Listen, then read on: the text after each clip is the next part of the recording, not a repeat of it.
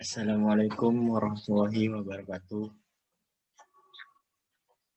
Perkenalkan, nama saya Satrio Hidaya dari Prodi Manajemen Informatika, di mana saya akan menjelaskan tentang satu bab, yaitu bab 5 tentang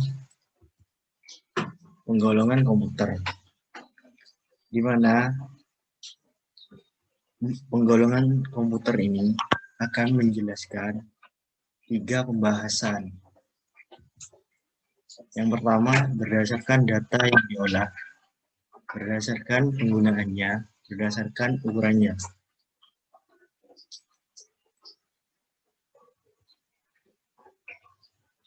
Yang pertama, berdasarkan data yang diolah.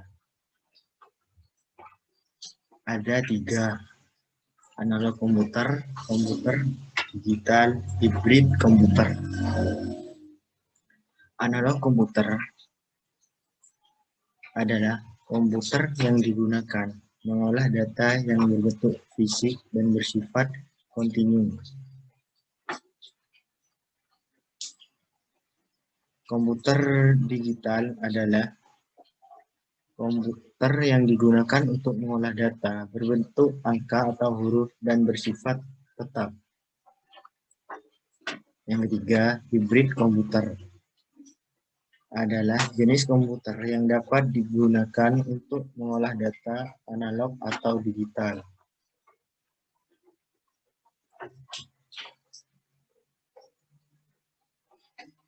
Di mana sebuah komputer itu mempunyai keunggulan.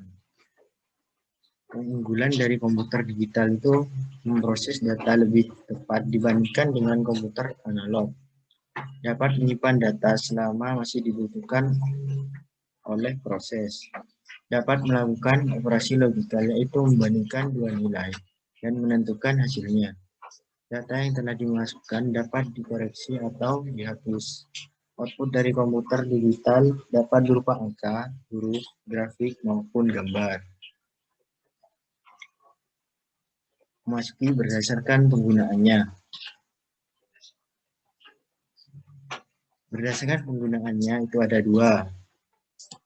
Yang pertama, special purpose computer. Yang kedua, general purpose computer. Di mana special purpose computer adalah komputer ini dirancang untuk menyelesaikan suatu masalah yang khusus yang biasanya hanya berupa satu masalah saja.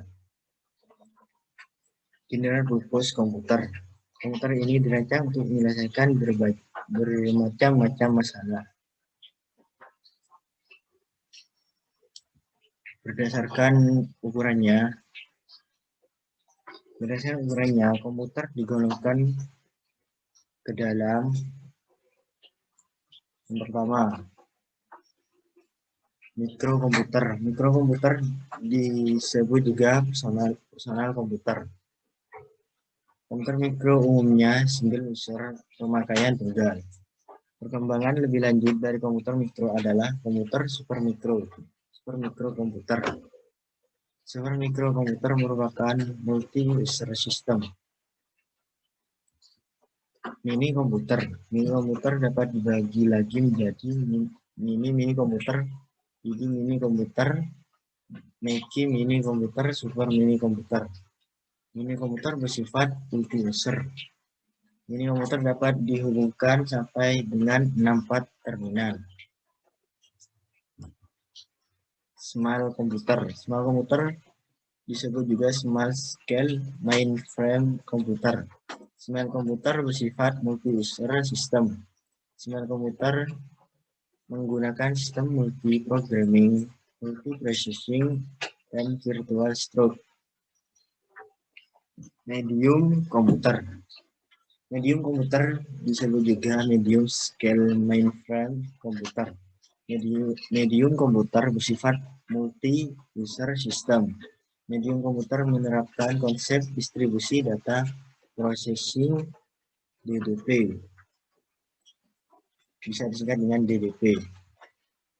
Pergi komputer. Segi komputer disebut juga mainframe komputer atau pergi scan mainframe komputer. Bagi komputer bersifat multi-user system. Bagi komputer merupakan sistem game sharing. Superkomputer memungkinkan penerapan game sharing yang lebih efektif. Superkomputer dapat dihubungkan sampai dengan ribuan terminal. Superkomputer disebut juga parallel processor. Baik, dari penjelasan yang awal tadi, penjelasan komputer digital. Digital itu proses data lebih cepat dibandingkan dengan komputer analog. Di mana ketika kita menggunakan keunggulan komputer digital, kita itu bisa lebih cepat. Sehingga apa yang kita kerjakan itu bisa lebih cepat selesai. Data penyimpanan, ketika kita menyimpan suatu data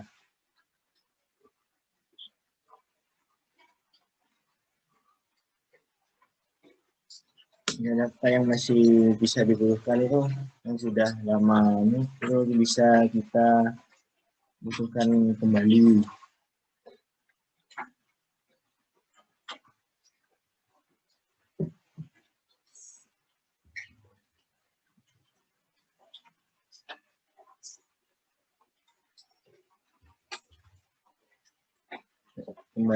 Ke berdasarkan penggunaannya. Sebenarnya purpose komputer itu maksudnya komputer masalah yang biasanya hanya berupa satu masalah. Komputer ini seperti masalah tentang itu cuman terdapat satu masalah, tidak ada masalah lain, cukup satu masalah yang ada. Kalau yang purpose komputer itu ini ada tentang masalah macam seperti masalah yang satu itu masih ada masalah yang lain, masih ada masalah-masalah yang lain.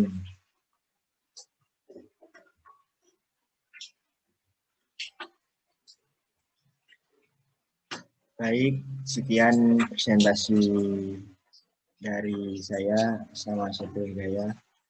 Apabila ada kesalahan atau tidak pahaman, bisa langsung ditanyakan. Assalamualaikum warahmatullahi wabarakatuh.